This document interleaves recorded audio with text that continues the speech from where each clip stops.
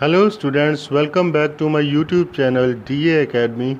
आज हम करेंगे क्लास 10th का lecture number 10th science biology life process. इसमें हम करने वाले हैं हमारा आज का topic which is transportation in plants. Transportation in plants, जैसे हमने ऑलरेडी डिस्कस करा होगा कि ट्रांसपोर्टेशन का मतलब क्या होता है कि किसी चीज़ को एक जगह से दूसरी जगह पे लेके जाना। ट्रांसपोर्टेशन इन ह्यूमन बीइंग्स में पढ़ा था हमने ब्लड का transportation from one part to the other. अब इसमें प्लांट्स के पढ़ेंगे हम different nutrients, that means water and different minerals from one part to the other. और इसमें वन पार्ट, मेजर पार्ट होता है इसमें जड़ें। प्लांट की जड़ें इसमें मेजर रोल प्ले करती हैं। वो क्या करती हैं? नाइट्रोजन, फास्फोरस, मिनरल्स, वाटर को एक जगह से दूसरी जगह पर लेके जाते हैं। हम पौधों को पानी देते हैं। हर एक पार्ट में प्लांट के पहुंचता कैसे है? That is with the help of transportation. इसलिए हम कहते हैं अगर पौधे की जड़ कट गई तो मतलब पौधा मर गया। तो ऐसा इसलिए कहते हैं क्योंकि जड़ें जो हैं वो न्यूट्रिशन प्रोवाइड करती हैं एक प्लांट को। प्लांट की जो जड़ें होती हैं वो वाटर पहुंचाती हैं, मिनरल्स पहुंचाती हैं, नाइट्रोजन पहुंचाती हैं, फास्फोरस पहुंचाती हैं अलग अलग हिस्सों में प्लांट के। तो इसको हम डिटेल स्टडी करते हैं आज हम। So that is due to soil natural and richest source of raw material like nitrogen, phosphorus and other minerals for plants are used. Raw materials are absorbed by plants. ये जो raw materials होते हैं nitrogen, phosphorus, minerals, ये क्या करे जाते हैं? Absorb करते हैं रॉ मटेरियल को और फ्रॉम दी सॉइल। और सॉइल में कौन करता है? सॉइल में मिट्टी के अंदर कौन है? जड़ें हैं। और ये जड़ें एब्जॉर्ब करती हैं और प्लांट्स के अलग अलग हिस्सों में भेजती हैं। So plants absorb water and minerals from soil by roots and transport to different parts of the plant and leaves. और अलग अलग पार्ट प्लांट्स के और लीव्स में फिर हम क्या करते हैं? इसको रूट्स जो हैं प्लांट की वो भेज देती हैं। अगर आगे पढ़ें तो जैसे जैसे डिस्टेंस इंक्रीज़ होते जाता है, दैट मीन्स जैसे जैसे प्लांट की हाइट बढ़ती चली जाती है वैसे वैसे डिफ्यूज़न की प्रोसेस सफिशिएंट नहीं होती है। सिर्फ मिनरल्स या और वाटर वगैरह को एक जगह से दूसरी जगह तक लेके जाने के लिए, तो उसके लिए प्लांट्स को एनर्जी चाहिए। उसके लिए प्लांट को क्या चाहिए? एनर्जी चाहिए। और एनर्जी कहाँ से मिलती है? वो एनर्जी मिलती है हमें रूट्स से। As the distance between roots and leaves is large, so diffusion is not sufficient to provide raw materials to leaves and energy to roots.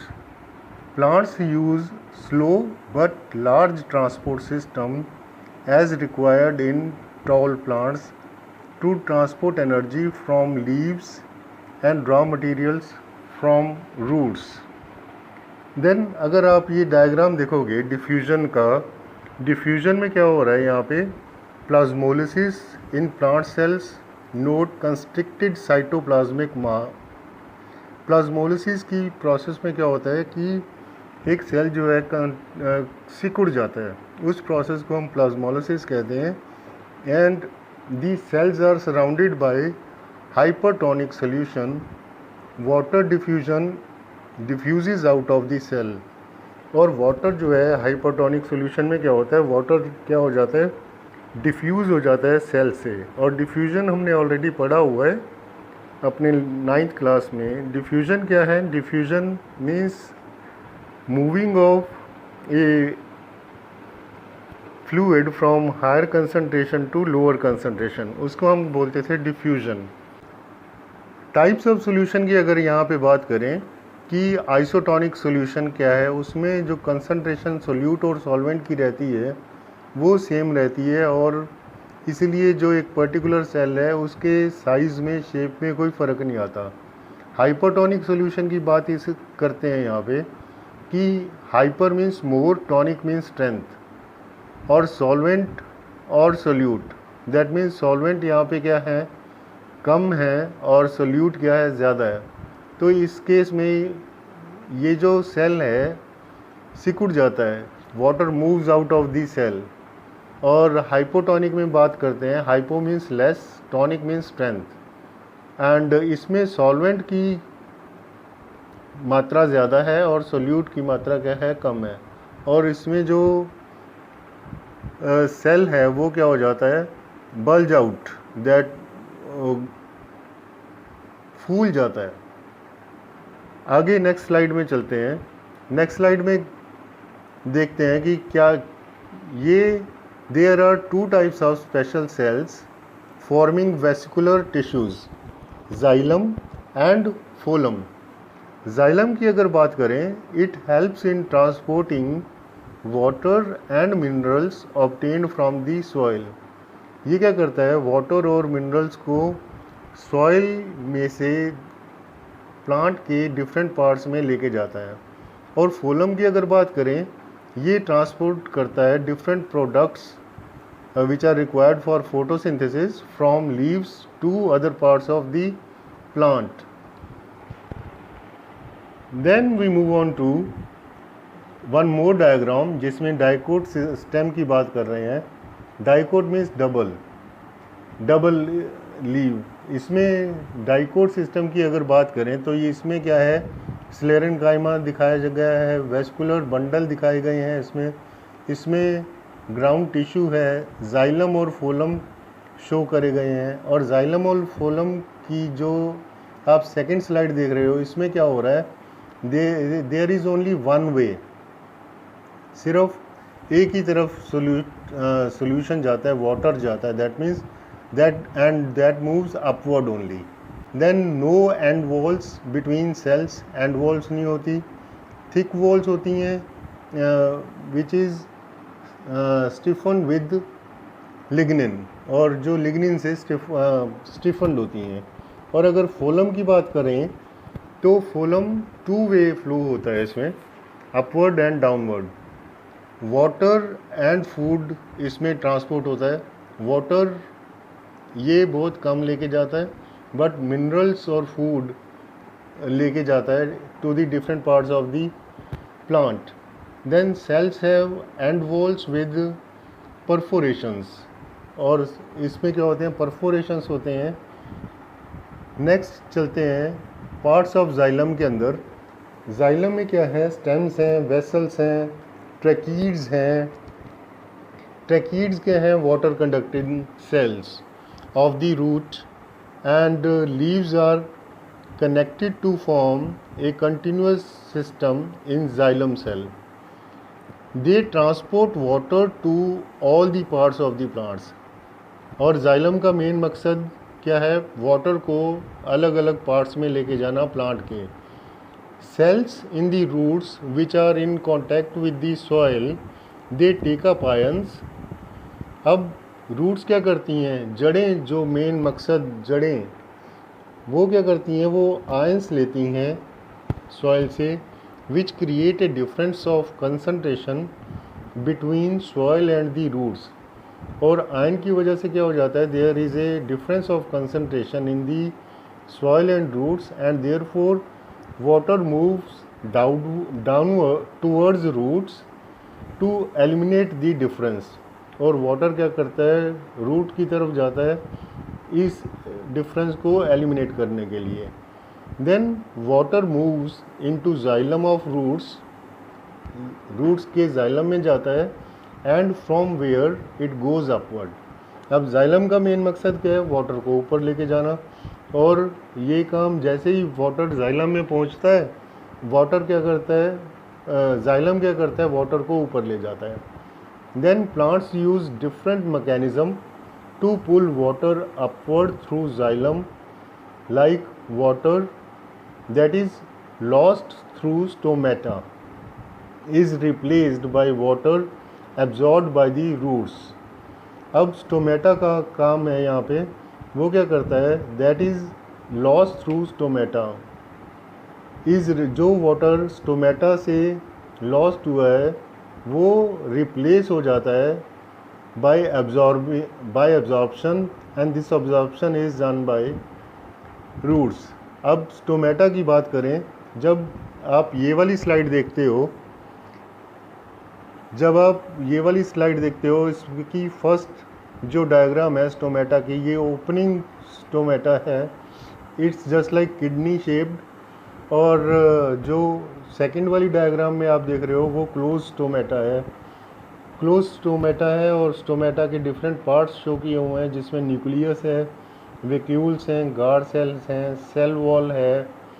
तो ये क्या करते हैं, हेल्प करते हैं in the process of photosynthesis. Then we move on to transpiration, importance of transpiration. Transpiration is evaporation of water from plants. Plant में से जो पानी इवेपोरेट होता है उस प्रोसेस को हम बोलते हैं transpiration, and it controls the temperature.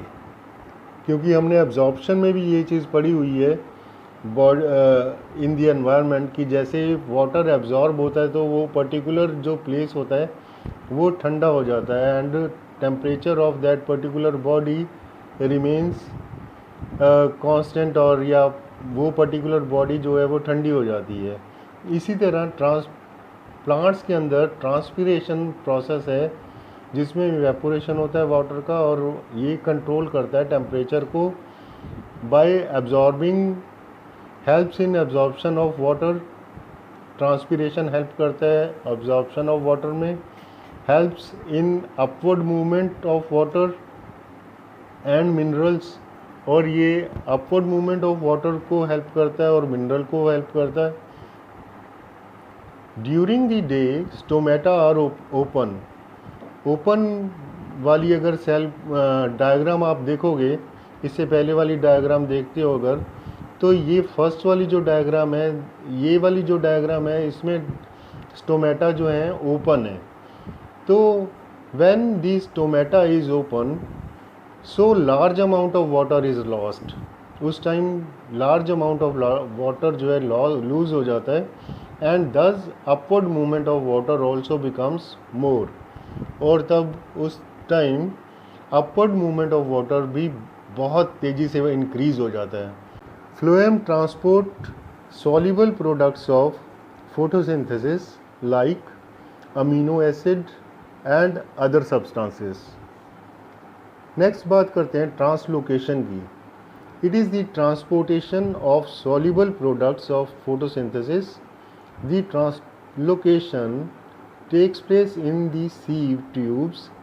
सीव tubes क्या हैं, सेल ऑफ फोलम है, और ट्रांसलोकेशन कहाँ पे होता है, फोलम के अंदर हो रहा है, with the help of adjacent companion cells. आगे बात करते हैं, the substances are transported to the storage organs of roots, fruits and seeds. Storage organ कौन कौन से हैं प्लांट के, दैट इज रूट्स हैं, फ्रूट्स हैं और सीड्स है, जिससे नया एक प्लांट तैयार हो जाता है। Then the movement of substances is bidirectional. Bidirectional means in both the direction, that means in upward direction and in downward direction. जैसे हमने डायग्राम में ही देखा था जाइलम और फ्लोएम में। Energy from ATP, that is adenosine triphosphate, is utilized for translocation.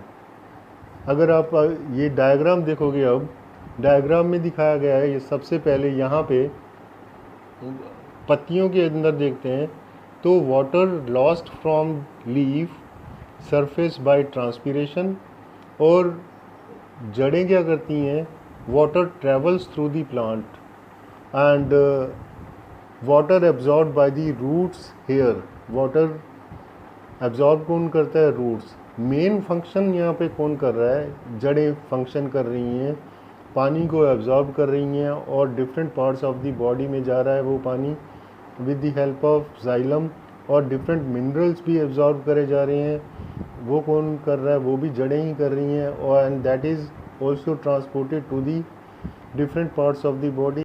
Materials like sucrose, sucrose यानी ये glucose का ये एक पार्ट है। Sucrose move towards phloem using energy which increases osmotic pressure.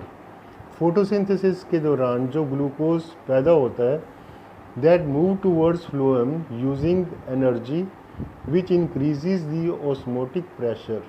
ये इंक्रीज करता है osmotic pressure of the tissue using water to move and materials in the phloem to tissues according to the plant's need। जिस तरह की plant की need है उस तरह से वाटर और मिनरल्स और अदर मटेरियल्स जो हैं वो डिफरेंट टिश्यूज़ के अंदर मूव करना शुरू कर देते हैं।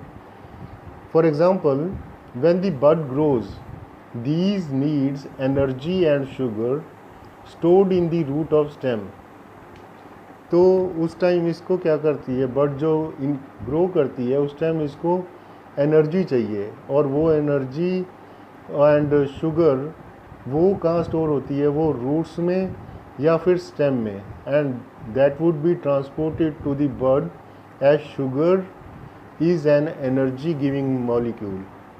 तो यहाँ पे शुगर उसको एनर्जी गिविंग मॉलिक्यूल की तरह हेल्प करता है and moves towards the bud.